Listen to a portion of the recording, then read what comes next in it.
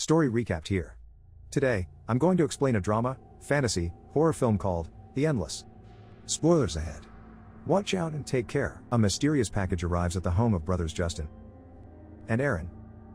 Inside the box is a videotape from Camp Arcadia, a group they joined when they were kids. 10 years ago, Justin pulled himself and his brother out of the supposed UFO death cult after learning the group's plans to kill themselves. But Aaron recalls the camp differently, having only fond memories of food and support. Comparing their current poor life, Aaron is convinced that their lives back at the camp were better. At therapy, Justin shares his worry for his brother. He admits that he was relieved that the people at the cult are still alive but feels guilty for taking his brother away from them. Should they be as good as Aaron remembered? Despite that, Justin adamantly believes being free in the real world is better. On the other hand, Aaron expresses his frustration over Justin's controlling attitude during his therapy session. However, Aaron doesn't want to talk to Justin about it, sparing him from getting hurt. Upon Aaron's insistence on getting some closure, Justin finally relents and agrees to go back to the camp for one day. While they're driving to the camp, Justin lists down all the things they did that identify the group as a cult, all of which Aaron doesn't remember. Hearing this, Aaron questions why Justin even agreed to return if he thinks badly about the cult. The brothers stop at a field where their mother had died. Aaron notices a painting, but Justin recalls that it's the painting they made as kids. Justin looks down the road, noticing that the opposite paths are alike. When he turns back, one of the paths changed. They continue their journey, spotting an angry man. Finally, they reach Camp Arcadia, where they receive a warm welcome from Hal. The brothers have lunch with Hal and meet old camp friends Tim, Anna, and Shane. Joining them is a newcomer, Lizzie, who wandered to the camp after leaving a mental health facility. Across the room is Dave, who stares at the brothers with a big smile. Heading to their quarters, Justin points out how everyone at camp looks the same as when they left, which Aaron believes is because the camp provides a healthier lifestyle. On their bed, Justin finds a post-it asking them to be quiet. Justin heads out, jogging around camp while checking the place out. As he explores the camp, he finds people practicing archery, Hal loading up a truck with kegs of homebrewed beer, and the same angry man marching down the path, who doesn't seem to notice him. That evening, the camp gathers around the bonfire. Noticing Justin's detachment from the others, Hal invites him to his cabin to taste his brew of liquor. Justin looks around the cabin, finding an unfinished equation, which Hal coyly refuses to say what it's for. Changing the topic, Hal assures Justin that they've forgiven him for leaving and talking to the press about their group, though he wonders why they returned. Justin's confused, recalling the videotape they received from the camp. But Hal claims not knowing about the video.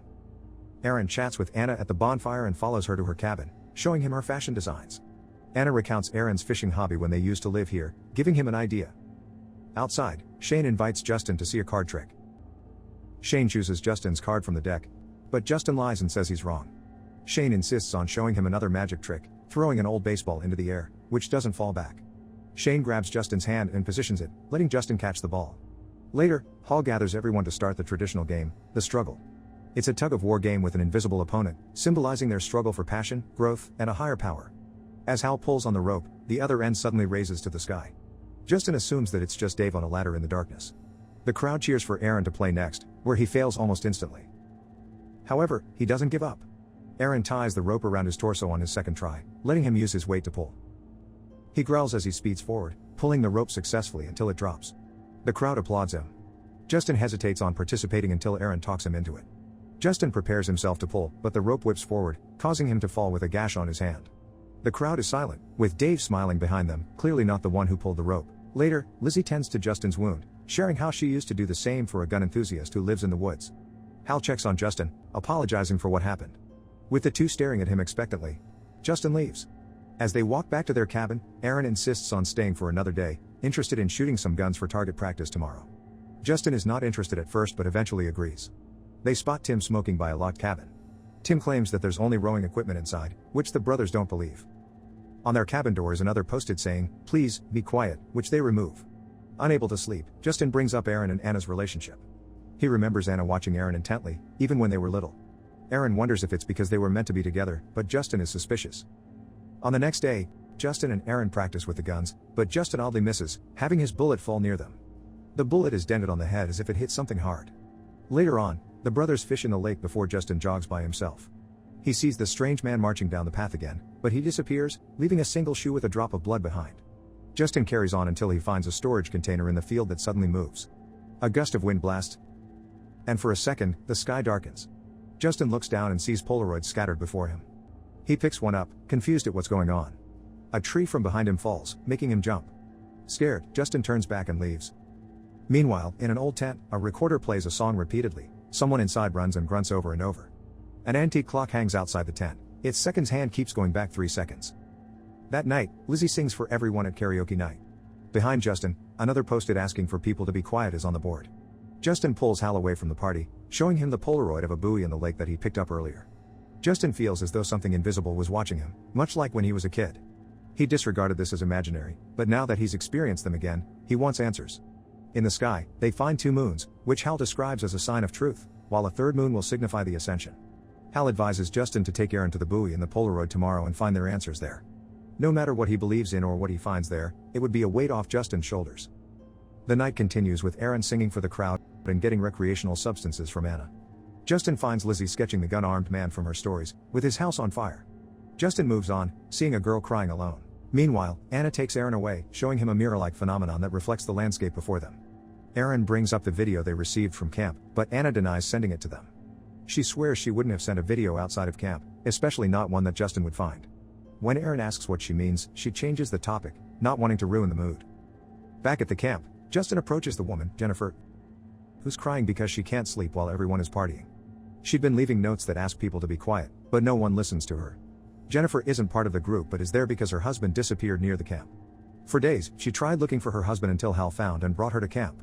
Tears wet her eyes as she contemplates how long she'd been looking, separated from her son, who's with her parents.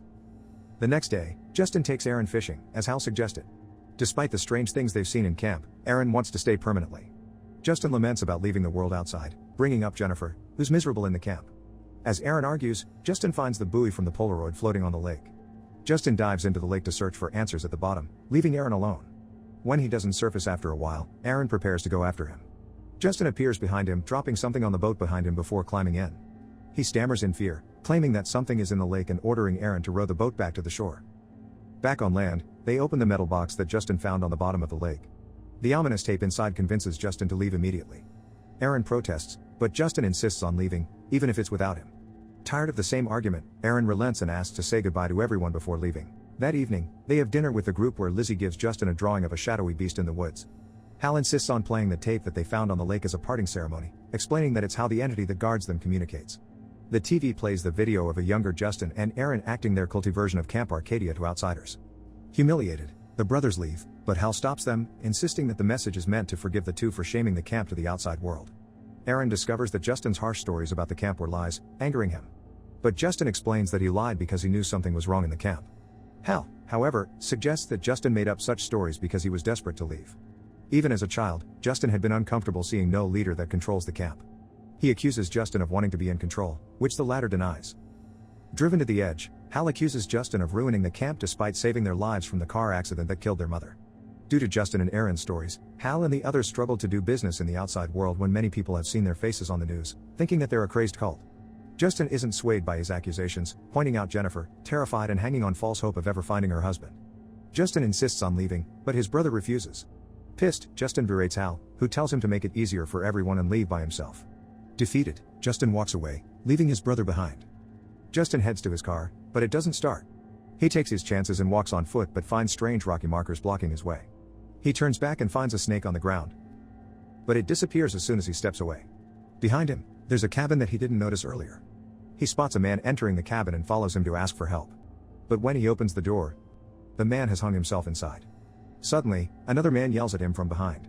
Justin tumbles down, seeing that the man looks exactly like the one hanging in the room. The other man, Carl, ignores the body and scolds Justin for being there. Carl sets down chairs in front of the shack and jokes about Justin returning to the death cult. Justin is confused, wondering how he got lost and how the same man who's been hung in the shack is talking to him now.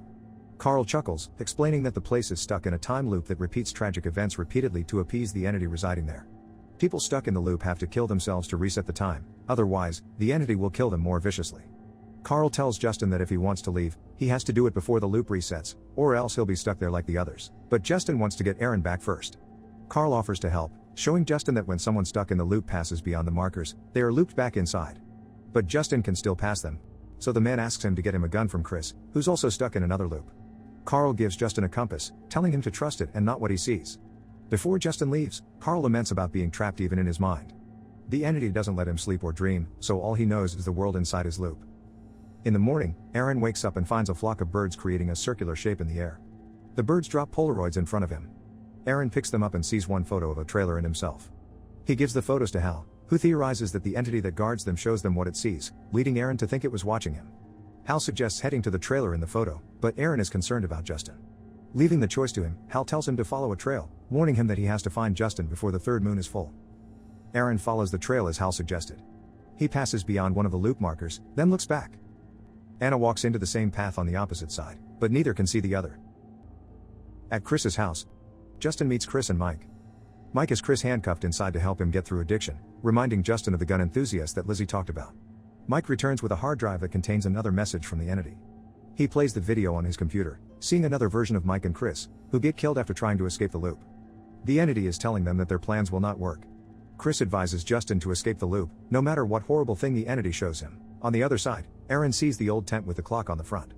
Hearing the music and the screams, he looks inside and sees a man that keeps getting up from his seat, killed, then comes back to where he started. The man sees him, saying that he cannot help and he should leave.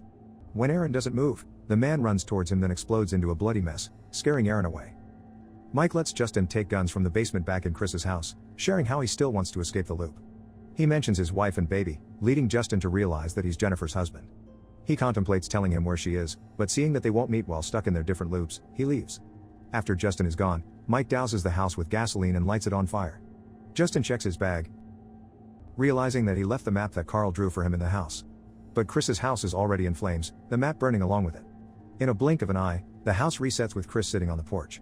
Mike arrives at the house as if nothing happened. With the third moon nearly full, Justin makes his way back to Carl's house, using the compass as his guide. He finds a trailer with a cougar nearby. The cougar snarls at him but leaves. Aaron suddenly appears, entering the loop around the trailer. The brothers check the trailer with a note left behind by the owner. Thinking that no one's home, the two leave.